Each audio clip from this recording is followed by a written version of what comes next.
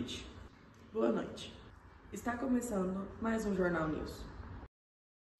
A França iniciou o processo de neocolonização com a Indochina. Esse processo vem da tentativa de desenvolver a região tanto socialmente quanto economicamente. A dominação da França na Indochina está sendo marcada por um período de grandes transformações, tanto sociais, políticas e econômicas na região. So you start thinking. Specialist 4 Dwayne Bloor is thinking he's going to meet his fiancée in Honolulu in 2 weeks, and he will show her the silver star the general pinned on him yesterday. Devalle is the lone medic in the platoon. He's scared from the moment he gets out of the chopper to the moment it picks him up. Scared that someday he's going to get killed picking up a wounded buddy. Jorgensen just became a sergeant, but he doesn't like it. He'd rather be up Walking Point, where the action is. He's already got 3 Purple Hearts, so everybody calls him Hero. Then there's Lieutenant Hughley. Everybody calls him Blue. That's his radio call. Blue didn't want to come to Vietnam, and he'd much rather be a businessman than a soldier. But right now, he's in charge of the lives of 21 men. Somewhere in this jungle, there's several hundred North Vietnamese soldiers who could wipe out this little American unit to the last man in an unguarded moment. A França estabeleceu um protetorato sobre o Vietnã, promovendo a exploração econômica e a imposição de uma cultura ocidental, que muitas vezes desprezava as tradições locais. A relação entre a dominação francesa na Indochina e a eugenia é complexa. Durante o período colonial, as teorias eugênicas começaram a ganhar destaque na Europa e nos Estados Unidos. A eugenia, que defendia a melhoria da qualidade da população humana através de práticas como seleção de parceiros, ganhou popularidade em diversos círculos científicos e sociais. Em muitos casos, essas teorias eram utilizadas para justificar a superioridade racial e a dominação colonial, promovendo a ideia de que as potências europeias tinham o direito de civilizar os povos considerados inferiores. Na Indochina, os colonizadores franceses, muitas vezes, viam os indígenas como socialmente e culturalmente atrasados. A eugenia, em suas várias manifestações, alimentava essa visão, legitimando a exploração e a opressão sob a premissa de que a colonização seria um favor que os europeus faziam sobre os povos locais.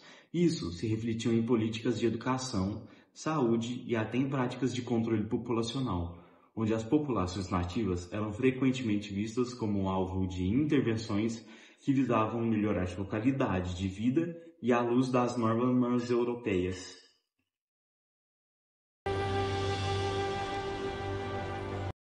Além disso, a eugenia também se manifestou nas práticas sociais e nas políticas de assimilação, onde a elite francesa promovia a educação ocidental como um meio de elevar os nativos, mas sempre a partir de uma perspectiva de dominação. Isso gerou tensões e resistência por parte das populações locais que viam suas identidades culturais ameaçadas.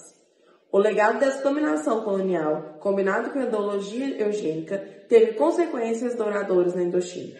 Após a Segunda Guerra Mundial, os movimentos de independência começaram a se intensificar, com os povos locais lutando contra as opressões do colonialismo e buscando recuperar suas identidades e autonomia.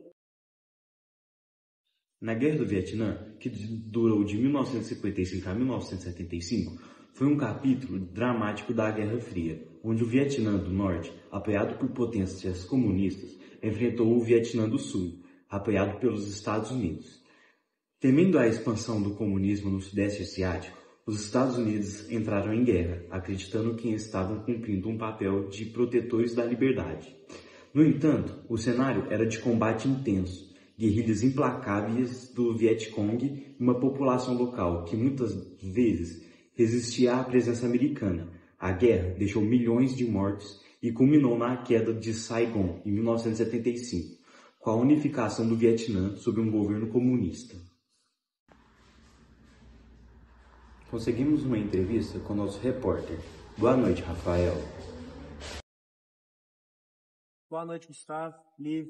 Nossa produção conseguiu uma entrevista com o cidadão vietnamita, Lucas Mai, onde ele pôde nos contar sua experiência e emoções de estar na linha de frente na guerra do Vietnã.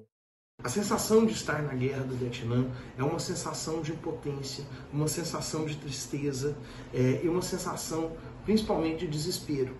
Os estadunidenses têm usado armas químicas contra os vietnamitas, contra os Vietcongs, né, usando armas químicas como napalm, né, armas usadas para desmatar as nossas florestas do Vietnã e causando muita dor e sofrimento a todo o povo vietnamita.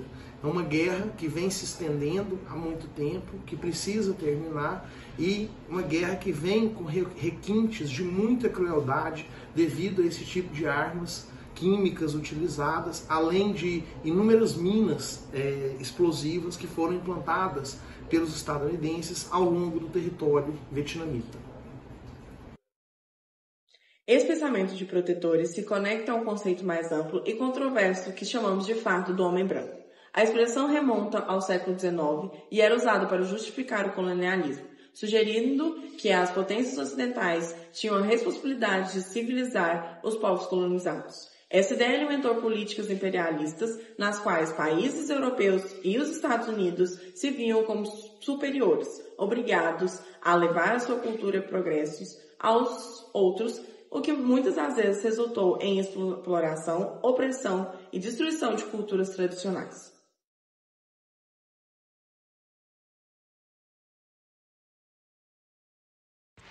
Boa noite a todos. Hoje, no nosso Momento Ciência, eu trago as notícias sobre o pensador Herbert Spencer.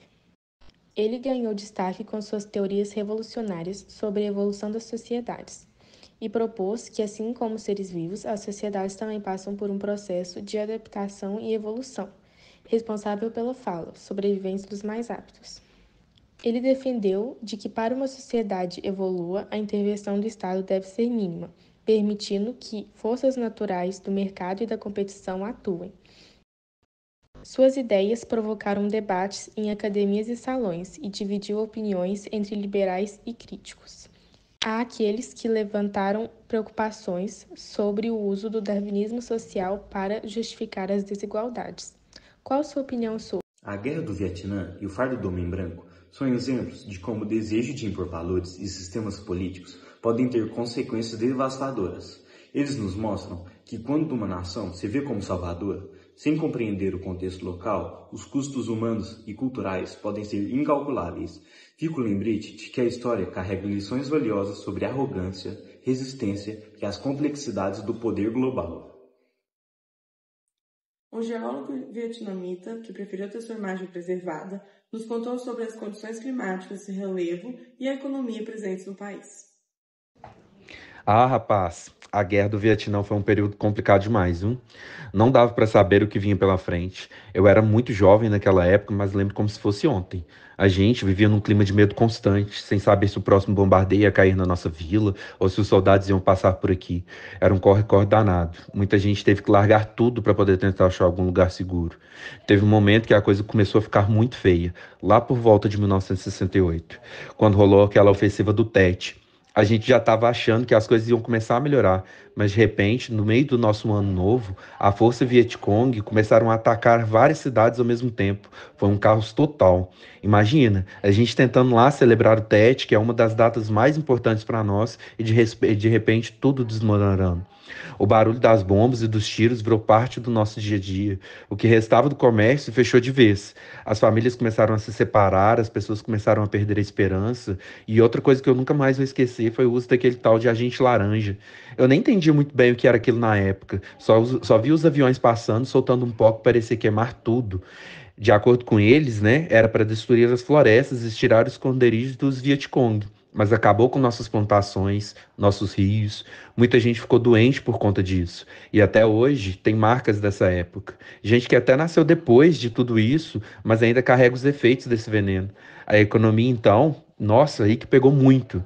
Esse agente laranja queimou todo o nosso arroz. Sem arroz, sem comida, sem lugar seguro para plantar ou pescar, a fome chegou de vez. O dinheiro já não valia muito. E o que tinha de gente tentando fugir para a cidade grande, achando que lá ia ser melhor, mas a verdade é que estava todo mundo no mesmo barco. As cidades começaram a ficar superlotadas, cheias de refugiados, e os preços das coisas foram lá para cima. Quem tinha sorte conseguiu um emprego pequeno, mas a maioria vivia de trocas ou ajuda da comunidade. Acho que o mais difícil foi ver os estrangeiros aqui, lutando uma guerra que não era deles, destruindo todo o nosso país. A gente só queria paz, mas era sempre assim. Bombardeio para cá, emboscada para lá. Muita gente perdeu tudo, não só a casa, mas a família. Os homens iam para o fronte, as mulheres, crianças ficavam tentando segurar o que restava. E cada dia era uma luta para sobreviver. Mas no final, mesmo com tudo isso, a gente foi até resistente, sabe? Quando os americanos finalmente saíram lá em 1973, parecia que tinha um pouco de esperança no ar. Mas ainda levou muito tempo até a vida voltar ao normal. A reunificação em 1975 foi um marco importante, mas mesmo com o fim oficial da guerra, ainda tinha muito para reconstruir, muitas feridas para curar. Até hoje, a gente sente os efeitos, mas também aprendemos a ser fortes e a valorizar o pouco que temos. Agora, quando olho para trás, vejo que o Vietnã mudou bastante, mas as lembranças da guerra nunca saem da minha cabeça. E eu só agradeço por estarmos em paz, finalmente.